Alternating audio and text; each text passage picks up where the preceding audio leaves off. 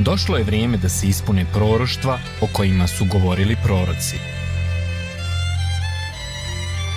Kako Izaija reče, Bog će nas blagosloviti djetetom, bit će kralj nad Davidovim prijestoljem i zvaće se princ mira i Bog silni, i njegovom kraljevstvu neće biti kraja, a mir će doći na nas.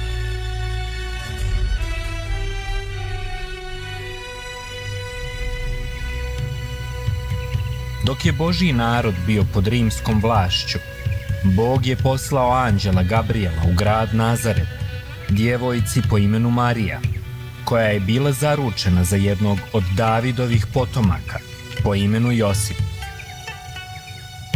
Anđeo joj reče: mir s tobom, koja si blagoslovljena od Boga. On te odabrao među svim ženama. Marija se uplaši i zbuni i reče u sebi: šta ovaj pozdrav znači? Anđeo reče: ne boj se, Bog te blagoslovio, ti ćeš začeti i roditi sina, kojem ćeš dati ime Isus. On će biti veliki kralj i njegovo kraljevstvo će trajati zauvijek.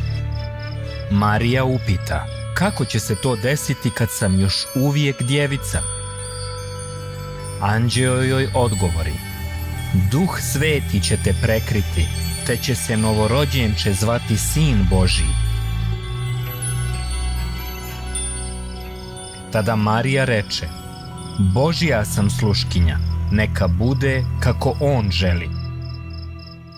I anđeo ode od nje, i sve je bilo kako je Bog rekao. Kada je Marijin zaručnik saznao da je trudna, htio je tajno da je otpusti. Ali mu se anđeo Božji pojavi u snu i reče mu: ostani sa Marijom, jer je dijete koje nosi od Svetog Duha.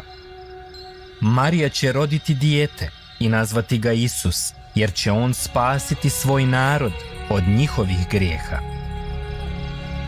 Kada je Josip shvatio da je sve to bilo od Boga, poslušao je i primio njegove riječi.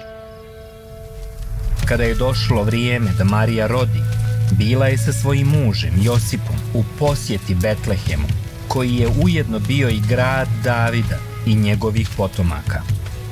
Oni nisu mogli naći mjesto gdje će prenoćiti u Betlehemu, tako da su na kraju proveli noć u štali sa životinjama.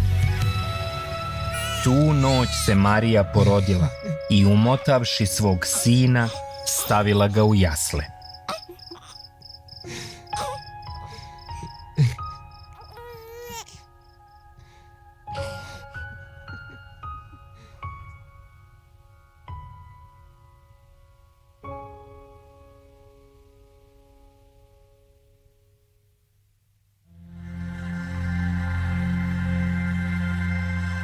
Koji je bio dokaz da Isusovo rođenje preko djevice nije bilo slučajnost?